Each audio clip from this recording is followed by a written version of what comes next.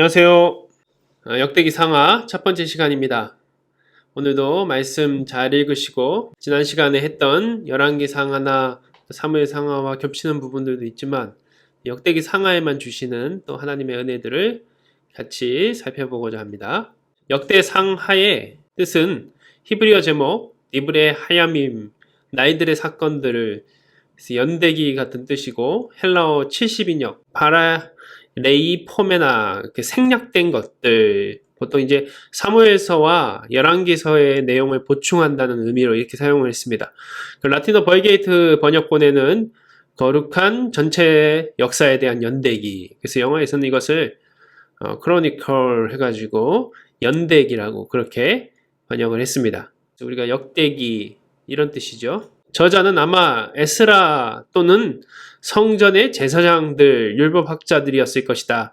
왜냐하면 역대상하, 에스라, 느헤미야 모두 성전 그리고 예루살렘 중심으로 기록한 성경이고 역대기가 어떤 회고라면 에스라는 다시 포로된 사람들이 회복해서 돌아와서 느헤미야는 성전과 성벽을 재건하는 이야기이기 때문이죠. 그래서 하나의 연결된 책으로 여기기도 합니다.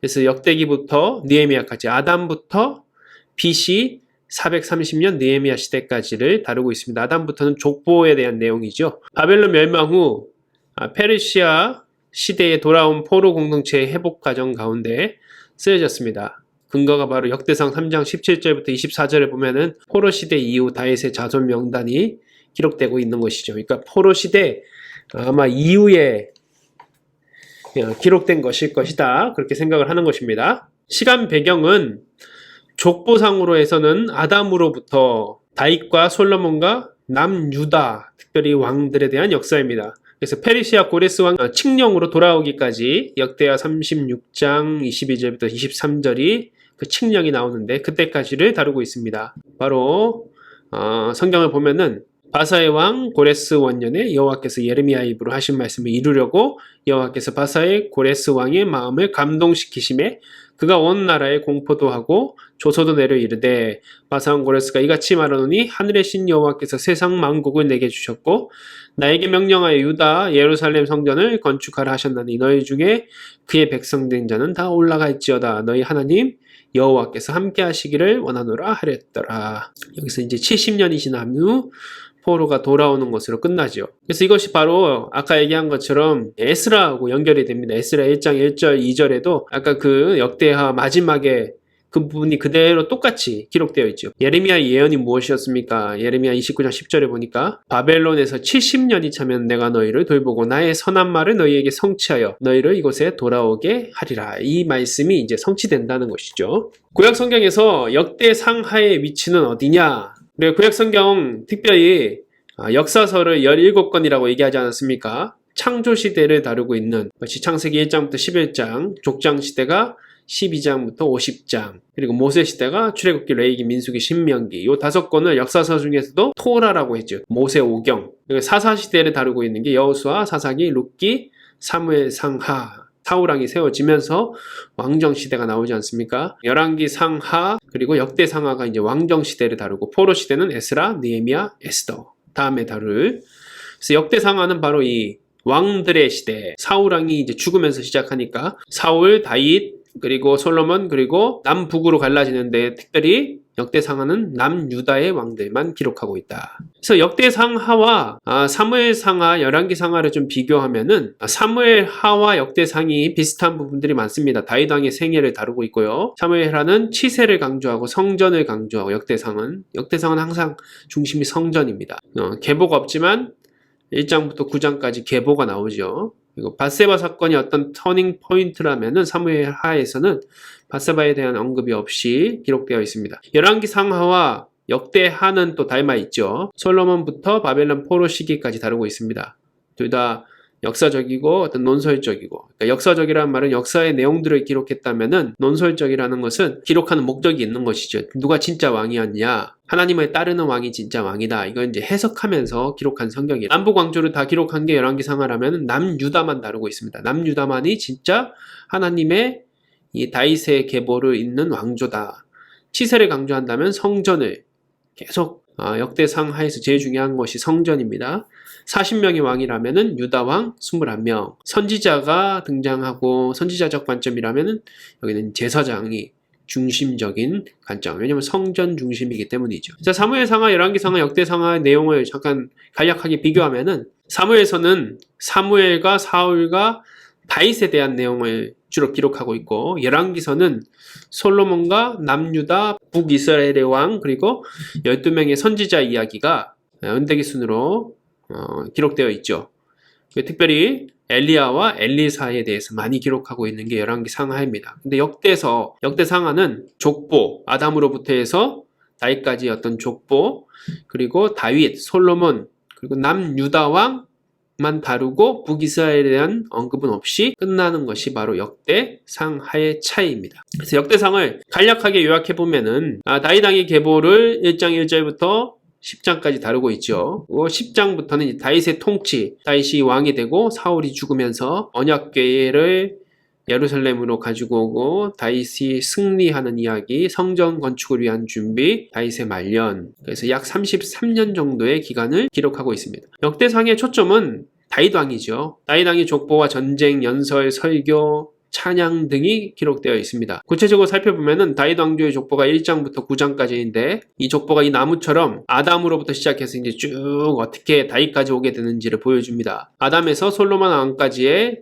자손까지가 1장부터 3장, 그리고 12지파의 족보가 4장부터 8장, 포로에서 귀환한 자들과 제사장, 레인의 족보가 9장 1절부터 34절까지. 사울의 족보가 간략하게 언급되어 있습니다. 사울의 족보가 이렇게 언급된 이유는 사울왕이 바로 이제 10장에서 죽게 되거든요. 사울왕이 어떻게 죽는지 그 부분을 좀 설명하기 위해서 사울의 족보를 간략하게 언급하고 초점은 다윗에게 있다는 것이죠. 그래서 다윗의 통치가 10장부터 29장까지입니다.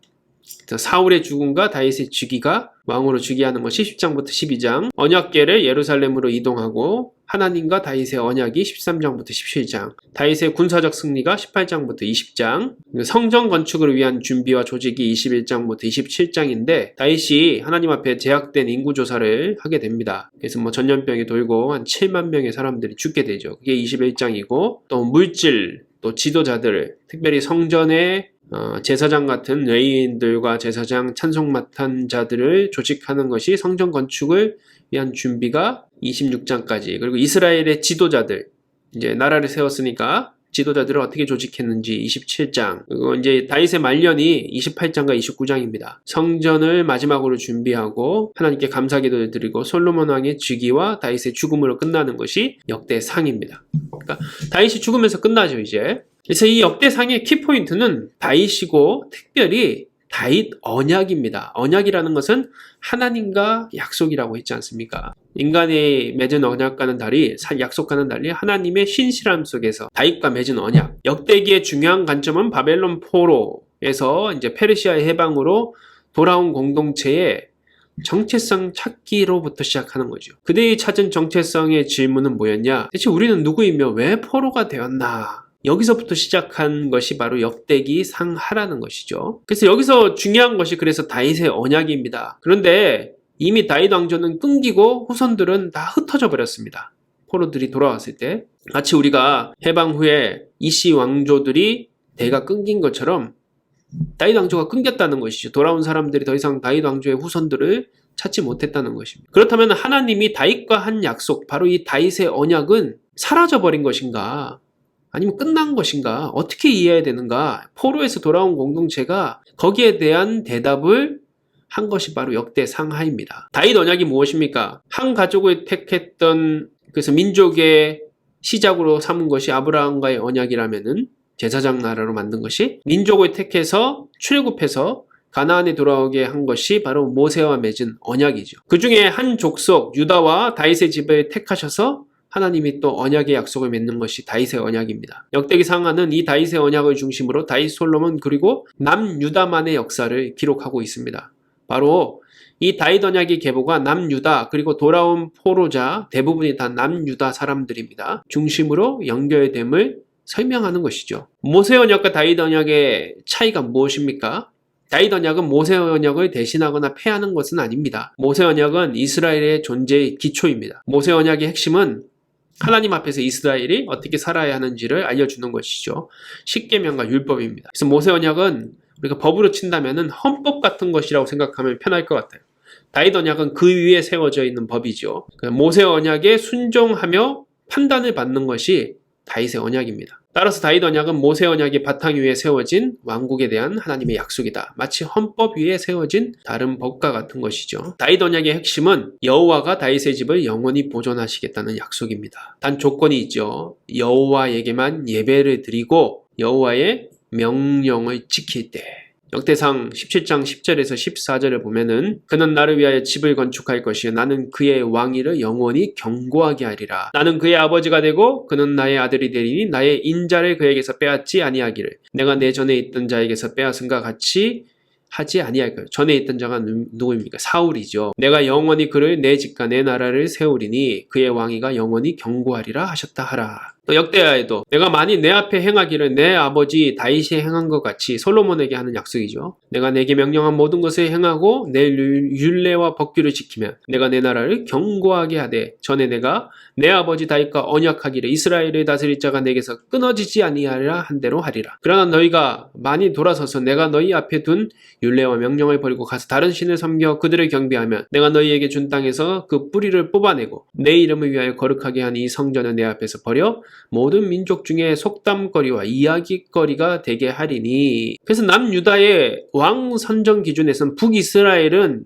이미 다윗의 혈통이 아니죠. 그러니까 막 쿠데타도 일어나고 다른 혈통, 이방인의 혈통도 들어오고 그러지만 이 남유다는 항상 다윗의 언약 가운데 있기 때문에 피가 중요합니다. 혈통이 중요한 것이죠. 그래서 역대하 23장 3절에 보니까 온 회중이 하나님의 전에서 왕과 언약을 세우매 여호야다가 잠시 나라를 다스린 적이 있지만 무리에게 이르되 여호와께서 다윗의 자손에게 대하여 말씀하신 대로 왕자가 즉위하여야 할지니. 결국은 왕은 다른 사람이 절대 될 수 없다는 거예요. 남유다의 왕은 다윗의 자손만이 될 수 있다는 것이죠. 바로 이 다윗의 언약에도 불구하고 왜 포로된 자들이 돌아왔을 때 다윗 왕조가 멸망하고 포로가 됐느냐? 여기에 대한 해답이 이 안에 있었다는 것이죠. 바로 우리가 하나님의 명령을 순종하지 않고 우상을 숭배했다. 그래서 다윗의 왕조가 영원할 것이라고 하나님이 약속했지만 지금 다윗의 혈통이 끊어지고 우리가 망하고 포로로 끌려갔던 이유는 바로 하나님의 명령을 순종하지 않고 우상을 숭배했기 때문이다. 그들이 찾은 대답입니다. 그래서 역대기는 남유다 왕국이 멸망한 이유를 여호와의 불순종하고 회개를 촉구하는 선지자들을 거부했기 때문이라고 말하는 것이죠. 역대하 36장을 보니까 그 조상들의 하나님 여호와께서 그의 백성과 거하시는 것을 아끼사 부지런히 그의 사신들을 그 백성에게 보내어 이르셨으나 그의 백성이 하나님의 사신들을 비웃고 그의 말씀을 멸시하여 그의 선지자들을 욕하여 여호와의 진노를 그의 백성에게 미치게 하여 회복할 수 없게 하였으므로 하나님이 갈대아, 여기는 이제 바벨론입니다. 갈대아 왕의 손에 그들을 다 넘기심에 그가 와서 그들의 성전에서 칼로 청년들을 죽이며 청년 남녀와 노인과 병약한 사람을 긍휼히 여기지 아니하였으며. 그래서 다시 모아진 역사, 바로 이 역대기를 기록하며 우리가 이제 포로된 자들이 돌아왔는데 다윗 언약을 다시 우리가 기억하고 또 특별히 이 역사, 남유다의 왕들이 어떻게 하나님을 잘 섬겼는지 또 배반했는지를 살펴보자. 그리고 이 다윗 언약을 다시 우리가 기억하고 하면은 하나님이 우리 왕조를, 다윗의 왕조를 다시 회복시켜 주실 것이다. 그것을 얘기하고 있는 것이죠. 그리고 이 다윗 언약은 항상 뭐하고 또 밀접한 관계가 있느냐? 바로 성전, 예루살렘 성전과 밀접한 관계가 있습니다. 왜냐하면은 이 다윗 언약의 약속의 증거가 바로 성전이기 때문이죠. 영원한 왕조의 증거는 예루살렘의 성전이 사라지지 않는 것입니다. 그래서 두 번째 키포인트는 바로 역대상에서 살펴봐야 될 핵심은 예루살렘 성전입니다. 이건 솔로몬의 성전입니다. 역대상 17장 1절부터 15절을 보니까 나단 선지자를 통해서 하나님이 예언을 하시거든요. 내가 이스라엘 애굽에게 올라온 날부터 오늘까지 집에 있지 아니하고, 하나님이 나단을 통해서 대답하신 거예요. 오직 이 장막과 저 장막이 있으며 이 성막과 저 성막이 있었나니 이스라엘 무리와 더불어 가는 모든 곳에서 내가 내 백성을 먹이라고 명령한 이스라엘 어느 사사에게 내가 말하기에 너희가 어찌하여 내 백향목집을 건축하지 아니하였느냐 하고 말하였느냐 하고, 하나님이 이제 성전을 세울 것을 얘기하시는 것이죠. 그는 나를 위하여 집을 건축할 것이요 나는 그의 왕위를 견고하게 하리라. 다윗과 맺은 언약의 증거는 바로 하나님의 성전이라는 것입니다. 나는 그의 아버지가 되고 그는 나의 아들이 되리니 나의 인자를 그에게서 빼앗지 아니하기를 내가 내 전에 있던 자에게서 빼앗은 것 같지 아니할 것이요 내가 영원히 내 집과 내 나라를 세우리니 그의 왕위가 영원히 견고하리라. 역대기의 두 기둥이 바로 이 다윗 언약과 예루살렘 성전입니다. 이건 떨어져 있는 관계가 아니에요. 다윗 언약의 증거가 예루살렘 성전이고 예루살렘 성전을 통해서 하나님은 다윗 언약을 증명하시는 거죠. 하나님의 통치를 이뤄가는 방법이라는 거예요. 그래서 성전 건축을 다윗이 준비합니다. 다윗의 사명은 성전 건축을 준비하는 것이죠. 다윗이 성전을 건축하지 못했던 이유는 역대상에 나오죠. 너는 피를 많이 흘렸고 크게 전쟁을 하였고 내가 내 앞에서 땅에 피를 많이 흘렸은즉 내 이름을 위해 성전을 건축하지 못하리라. 다윗의 사명은 성전을 건축하고 싶었지만 준비하는 것에서 끝난다는 것입니다. 사람마다 다 사명에 어떤 그런 것들이 있는 것 같아요. 누군가는 물을 뿌리고 또 누군가는 열매를 거두는. 성전 건축은 이제 역대하에 등장하는데 2장부터 7장에 솔로몬의 사명이죠. 다윗의 대신하에 일어나 이스라엘 왕이 앉고 이스라엘 하나님 여호와의 이름을 위하여 성전을 건축합니다. 성전을 유지하고 보수하며 그곳에서 진정한 예배를 드리는 것은 이후 남유다 왕국과 왕들의 사명입니다. 그래서 역대하에서 다루죠. 그래서 이 성전이 무너지지 않게, 이건 무너지고 이제 다 사라졌는데, 무너지지 않게 지키는 왕은 하나님 앞에 율법과 율례를 지키고 좌우로나 우로는 치우치지 아니하고 하나님의 성전에서 예배드렸던 왕들은 좋은 왕이고 그렇지 않았던 우상에게 산당에게 제사드렸던 왕들은 나쁜 왕이 되는 것이죠.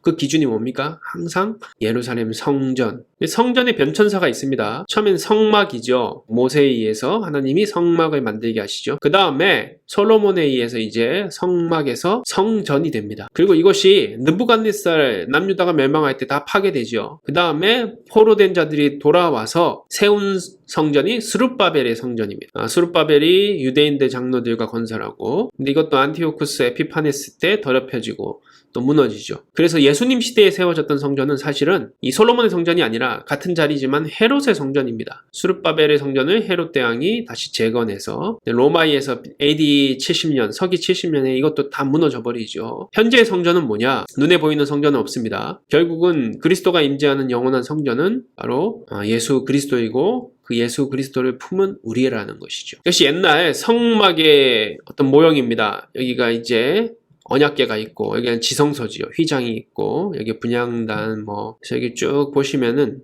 이게 성막의 모형이고 분향제단이 있고 진설병상이 있고 등잔대가 있고 여기 어떻게 만들어야 되는지 이런 것들은 우리가 출애굽기나 거기서 아마 자세히 또 다뤘던 것들로 기억합니다. 솔로몬의 성전은 이제 거대하게 지어졌죠. 그래서 여기 지성소 안에 언약궤가 있고 여기에 이 옆에가 이제 여기가 분향단이 있고 모양 구성들은 비슷하지만 더 화려하고 더 크고 건물로 지어지게 됩니다. 그리고 헤롯 성전은 이제 모양이 좀 다르죠. 스룹바벨 성전을 무너졌던 것들을 재건해서 예수님 시대의 성전은 바로 이 헤롯 성전입니다. 헤롯이 만든 이 헤롯 성전에는 언약궤가 있었을까 없었을까요? 나중에 다루지만 언약궤가 없습니다. 스룹바벨 성전부터는 언약궤가 없습니다. 솔로몬 성전에 있던 언약궤가 이제 사라져 버립니다. 그 솔로몬 성전이 무너지면서는. 그래서 그 이후에는 이제 언약궤가 없는 것이죠. 그래서 이런 모형들을 여기가 이제 솔로몬, 스룹바벨 그리고 헤롯이 재건한 성전. 애초에 에덴 동산에서부터가 사실은 하나님의 성전이라고 합니다. 왜냐하면 성전의 조건은 하나님의 임재와 제사장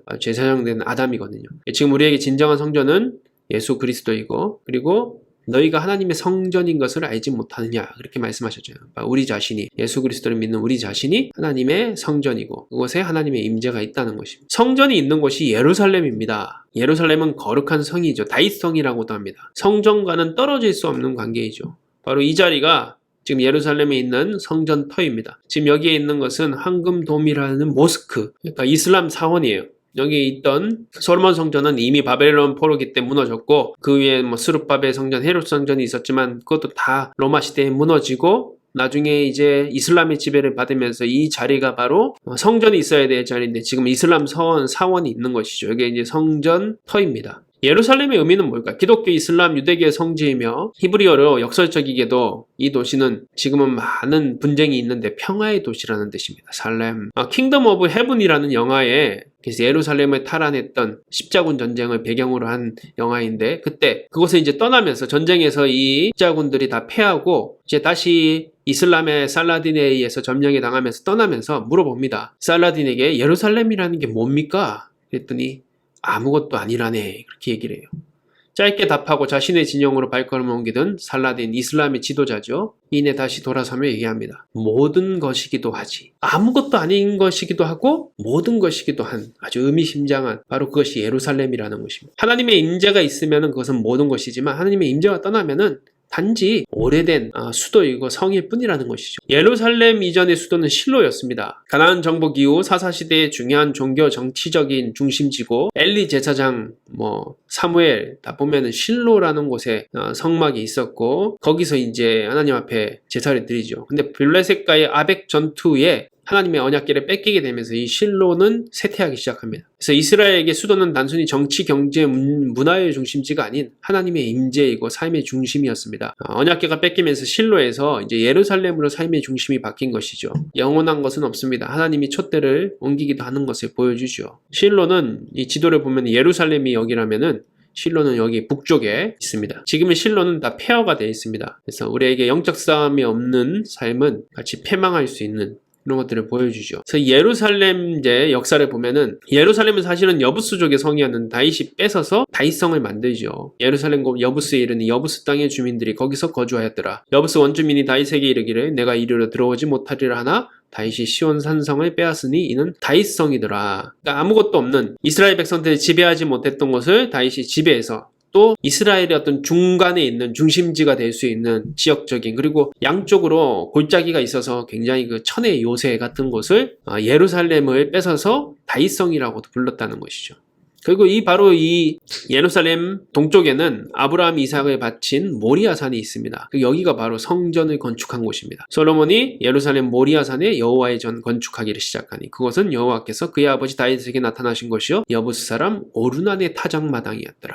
로마 시대에는 70년, 135년 두 차례 봉기가 있은 로마는 전 유대인을 예루살렘에서 추방하죠. 그래서 디아스포라라고 하죠. 유대인들이 흩어지게 됩니다. 4세기에 로마가 기독교에 따라서 그때부터는 다시 예루살렘의 교회가 세워지기 시작합니다. 중세시대에는 638년 아랍의 이슬람 개도들이 예루살렘을 정복했죠. 그래서 기독교의 성지를 존중해서 동시에 이슬람 사원이 솔로몬의 성전터에 아까 봤던 황금돔 모스크가 세워지죠. 그리고 1099년 아까 얘기했던 십자군 전쟁이 일어나면서 예루살렘을 잠시 점령한 적은 있었지만 또 어떻게 보면 더 굉장히 잔인했던 것이 십자군 전쟁이었어요. 십자군들이었는데 이슬람교도와 유대인을 무차별하게 학살합니다. 예루살렘 왕국을 세웠으나 100년도 되지 못하고 이집트의 술탄 살라딘에게 예루살렘을 뺏기게 되죠. 그리고 나서 이제 오스만 제국, 오스만 왕조에게 지배를 계속 받습니다. 여기도 이제 이슬람이죠. 1516년 예루살렘을 점령한 400년 동안 지배하고 1차 세계대전 중에 영국에 점령돼서 위임 통치를 받다가 48년 이스라엘이 지금 건국을 하게 됩니다. 그때는 동예루살렘은 요르단령이었고 서예루살렘은 이스라엘령이었습니다. 근데 6월에 3차 중동 전쟁 때 이스라엘 예루살렘을 또 다 점령하게 되죠. 그래서 아직 그 안에 많은 분쟁들이 있습니다. 팔레스타인과 함께. 그래서 이스라엘 국회는 예루살렘을 분리할 수 없는 영원한 수도라고 규정을 합니다. 근데 국제적으로 인정받지 못하죠. 안전보장이사회에서도 결국은 찬성 14 기권, 미국 한 명만 기권해서 이스라엘의 주장을 위반으로 모든 회원들은 외교관들은 예루살렘에서 철수하게 되죠. 그래서 이스라엘에 있는 외국 대사관들은 다 텔아비브라는 해안의 도시에 있습니다. 근데 트럼프가 지금은 이제 전 대통령이 됐는데 예루살렘은 이스라엘 수도로 인정하고 대사관을 옮겨서 이게 문제가 됐었던 이유가 여기에 있는 것입니다. 예루살렘의 과거와 현재를 보겠습니다. 다윗이 여부스족의 성을 뺏었을 때는 이렇게 작았다는 것입니다. 여기 기드론 골짜기, 여기가 중앙 골짜기 이렇게 있는데 이쪽으로 내려가면은 여리고로 내려가게 되는데 이렇게 작은 성이었습니다. 지금의 예루살렘의 크기, 굉장히 확장되어 있는 크기 중에 그 당시 다윗 시대에는 요만했다는 것이죠. 작은 성이었다는 것이죠. 근데 다윗 성이었던 것을 솔로몬이 성전을 여기 모리아산, 이 동쪽에 있는 모리아산을 여기에 터에 오르난의 타작마당이었던 이곳을 솔로몬 성전을 세우게 되면서 확장이 되죠. 그리고 히스기야 왕 때 성벽이 여기까지 확장이 되고 히스기야의 수로가 이 안으로 이렇게 지나가게 됩니다. 기온샘, 드론 골짜기 이렇게 연결해서 실로암샘까지, 기온샘으로부터 실로암샘까지 히스기야의 수로가 여기 지하에 발견되게 됩니다. 다윗성이었고 솔로몬 성전, 히스기야 왕 때 이렇게 성전을 예루살렘에 확장했다. 그래서 오늘날 예루살렘은 사실 올드시티와 새로운 도시들로 이렇게 구분되어 있는데 옛날 예루살렘은 요 정도, 다윗성은 요만했고 솔로몬 성전이 여기까지. 나중에 이제 성벽이 로마 시대 지나면서 이제 재건되면서 오스만 시대까지 한 이 정도 크기로 지금은 이렇게 이루어져 있습니다. 그래서 오늘날의 예루살렘 성전 산에 있는 모스크입니다. 여기가 이제 솔로몬의 성전이 있었던 모리아 산이죠. 그리고 지금은 이제 이슬람의 사원이 있는 것이죠. 그래서 오늘날 예루살렘의 이제 파노라마를 쭉 보면은 여기가 이제 올드 시티 다윗성이었던 지역이고, 쯤이 아마 통곡의 벽이 아마 있을 것입니다. 저는 뭐 가보진 않았지만 지도를 보면은 이제 대충 알 수 있죠. 예루살렘이 현재는 이 역사 속에서 사실은 오랫동안 이슬람이 지배했던 곳을 이스라엘이 건국하면서 이제 많은 종교적인 문제들이 있는 걸 알고 있지 않습니까? 예루살렘 올드 시티가 이렇게 종교별로 지역이 나눠져 있습니다. 돔 오브 락에서 여기가 황금돔이 있는 성전 터이고, 이쪽이 무슬림 지역, 그리고 여기가 유대인들 지역, 아르메니안 정교회 지역, 그 다음에 여기가 카톨릭, 이런 지역으로 이렇게 이 성 안에 세계의 이 모든 3대 종교가 여기에 다 들어있죠. 이렇게 나눠져서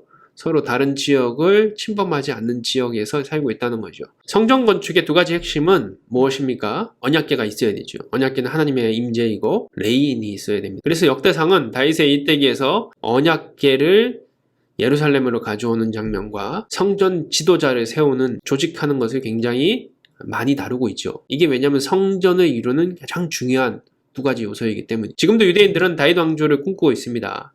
다윗 왕조의 후손들이 다 명맥이 끊겨 있고, 그렇지만 다윗 왕조가 저 시온이즘이로 다윗 왕조가 회복되는 것이 저 솔로몬의 성전, 그래서 그것에 다시 하나님의 예루살렘 성전이 세워지고, 그렇게 하기 위해서는 지금 제사장들인 레위인들이 있어야 되는 것이죠. 그래서 레위인들을 또 찾고 있습니다. 그래서 언약궤라는 것을 찾아야 되는 것이죠. 언약궤가 어디로 갔을까요? 그런 상상 속에서 시작한 영화가 인디아나 존스 1편 레이더스라는 영화입니다. 바로 이 해리슨 포드 아주 젊은 시절에, 어렸을 때 재밌게 봤는데, 이 언약궤를 찾아서 열었더니 그 안에서 뭐 하나님의 천사인지 나와서 샥 사람들을 다 이렇게 말려 죽이고 뭐 이런 장면들이 아주 인상 깊었던 영화인데, 어쨌든 법궤를 찾는 이야기입니다. 우리도 법궤를 한번 찾으러 가봅시다. 하나님의 언약궤는 지성소 안에 있었죠. 그래서 이것이 이제 성경을 토대로 상상하며 만든 것입니다. 그래서 그룹들, 천사들이 여기에 있죠. 그리고 속죄판이 있고, 그리고 여기는 들 수 있는 막대가 있고, 그래서 이 언약궤 안에는 뭐가 들어있을까요? 나중에 이제 뭐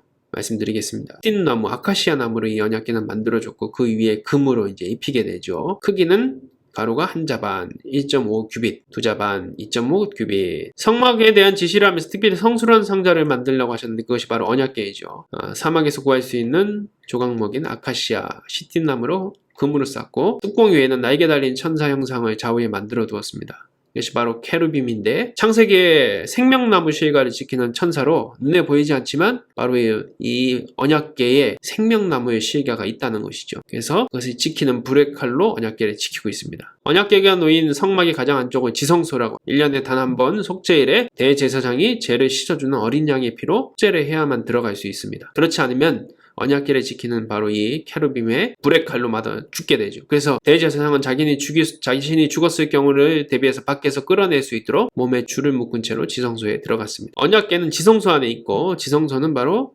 하나님의, 이 언약궤는 하나님의 임재가 임하는 곳입니다. 그래서 아까 얘기했던 그 속죄판 위는 하나님의 발등상이라고 성경은 표현합니다. 명칭에 좀 혼란이 있죠. 언약궤냐, 법궤냐, 증거궤냐. 우리는 법궤라는 말을 사용하는데, 법궤는 성경에 단 한 번 나옵니다. 모세에게 이르시되 내형 아론에게 성소의 휘장 안 법궤. 대부분은 언약궤라는 말을 많이 사용합니다. 47회, 또 증거궤라는 말도 20회, 하나님의 궤가 35회, 여호와의 궤. 궤는 단 한 번밖에 사용되지 않아요. 그러니까 언약궤라고 하는 게 맞겠죠. 법궤 이동 경로를 보면은 광야의 성막에서 실로의 성막으로, 그리고 블레셋의 아벡 전투 때 뺏기게 되고, 아스돗의 다곤 신전에 있다가 다곤상이 부러지면서 블레셋 사람들이 가드로 옮기고, 이 다 블레셋의 도시죠. 에그론, 베세메스로 옮기게 되는데, 베세메스 사람들이 레이더스에 나오는 것처럼 이렇게 안에 뚜껑을 열었다가 57,000명이 죽게 됩니다. 그래서 이스라엘에게 돌려버리죠. 그래서 기란 여아림, 여기는 예루살렘 서쪽 10km 지역인데, 여기서 20년 동안